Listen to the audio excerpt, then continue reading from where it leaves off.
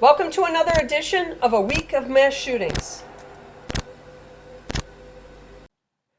Okay, so we're going to take a look at the mass shootings from August 21st through the 27th. But first we'll take a look at the cities with the most mass shootings so far this year.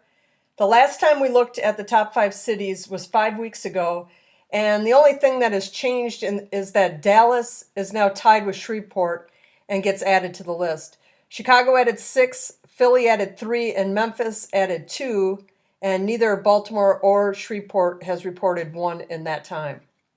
It also must be noted that we hit our 475th mass shooting on August 27th. Last year we hit it on September 11th, and in the record-breaking 2021 we hit it on September 5th. So we're over a week ahead of the record-breaking year. Now for this week's mass shootings. On August 21st, there were 2 reported incidents. In Valleystream, New York, we had 1 person killed and 3 injured. And this was the first one that Valleystream has had this year. All of the victims were between the age of 12 and 20. And it was at an illegal party at a rental hall. And 20-year-old DeAndre Carter was the one that was killed. And basically a man fired 8 times and fled. And the venue was called Dopey's World and was advertised on social media. The organizers were illegally charging people admission and selling alcohol without a license. So that's why it's called an illegal party.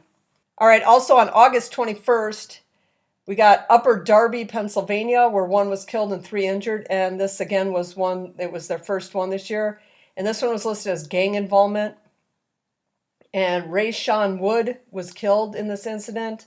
It was like 50 to 100 people leaving a funeral banquet for a previous shooting when somebody opened fire. All right, August 22nd in Chicago, 1 was killed and 3 injured, and this is the 24th for Chicago this year. And this happened in the North Lawndale area, and if you remember, if you saw last week's video, Chicago had same thing, a mass shooting in the same neighborhood. And this one happened outside, and it's, unclear what happened. Okay, so we move on to August 23rd in Trabuco Canyon, California, where 3 were killed and 5 injured. And again, this is their first one this year. And the suspect was a former police officer who shot his ex-wife inside a local bar, then just started shooting randomly and hitting people. His name was John Snowling, and the cops arrived and he fired at them too, then died from return fire. On August 23rd, the second one for August 23rd, in Warren, Ohio, 4 people were injured, and this was the first one in Warren this year. All 4 victims were police officers. The suspect was 35-year-old Randall Fife, and he was injured and arrested during a 10-hour standoff. And someone had a comment last week about if these are really considered mass shootings when it's a police shootout like this and the police were when it was all police officers that were injured.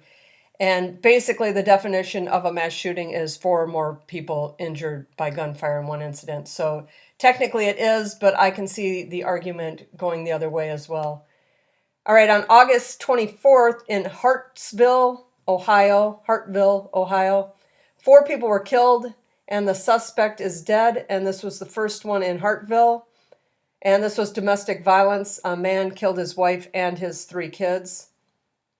And let's see, August 25th, Pasadena, California, 5 people were injured. This is the first one this year for Pasadena as well. And this happened at an apartment complex. And they believe it to be like a fight that just started and it resulted in a shooting. All right, on to Tallahassee, Florida, where 4 were injured. And this is, again, the first one to occur in Tallahassee, Florida this year. 4 people were shot in an apartment building.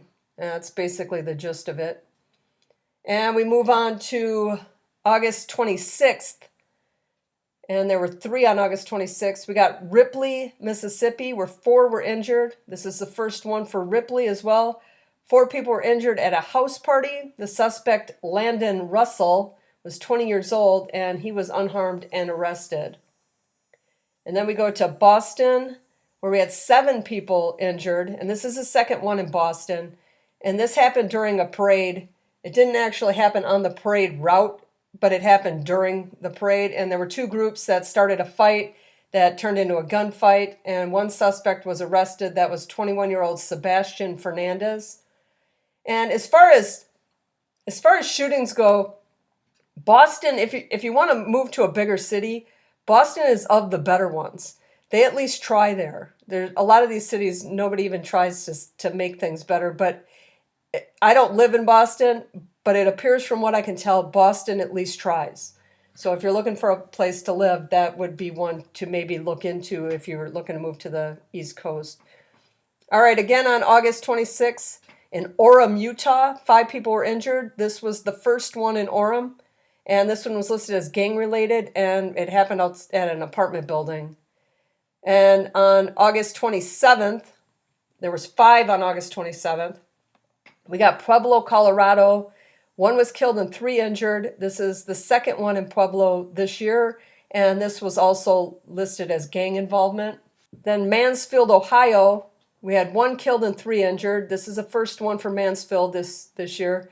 The shooting was at a baby shower, and the death was the 9th in Mansfield. And they had only 6 last year. They had 6 homicides in 2022, and they're already at their 9th right now, and that one happened during this mass shooting at a baby shower. Okay, Cleveland, Ohio, 4 were injured. This is the 8th one for Cleveland. So this is, if you weren't paying attention very closely, you may have missed it, but this is the 4th one in Ohio this week. 1 out of every 4 this week were in Ohio. And this one was a drive-by. And this week I covered the cities that have the most. And I had done, a few weeks ago, we looked at the states that have had the most. And I might have to go back and check the states again and do another one that shows how many each state has had and see if Ohio's made its way into the top 5 yet or not. Because 4 out of 16 is kind of a lot for 1 week. Okay, we go to Detroit, Michigan, where 1 was killed and 3 injured. And this is the 4th one this year for Detroit. And basically it was just an argument outside a motorcycle club that turned into a shooting. Okay, and Louisville, Kentucky, we had 2 killed and 4 injured. And this is the 6th one for Louisville this year. And this one happened at the Southern Restaurant and Lounge. And that's basically all that we have about it. It just started. Okay, so 10 of the 16 this week was their first one. 10 of 16.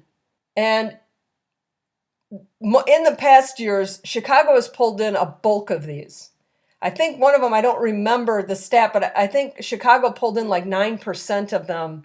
It was either last year or 2021 where Chicago alone pulled in like almost 10%, or it was 9 point something percent. So Chicago's not pulling that weight. Chicago's got 24 this year. I think last year they had 44, and the year before that they had 60. And they're at 24 right now. So maybe they get up in the 30s, but they're not pulling a huge number like they normally do.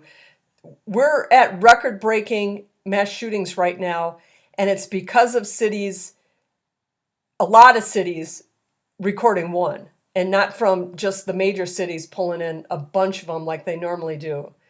And like I said earlier at the beginning of this video, we're 9 days ahead of 2021's record-breaking 690 mass shootings pace. The over-under is still at 700 this year, and I'm still taking the over. So if you like this kind of stuff, hit that like button, leave your thoughts in the comments, and consider subscribing. This video posts every Tuesday at 11 a.m. Eastern, so check back next week, and have a good week.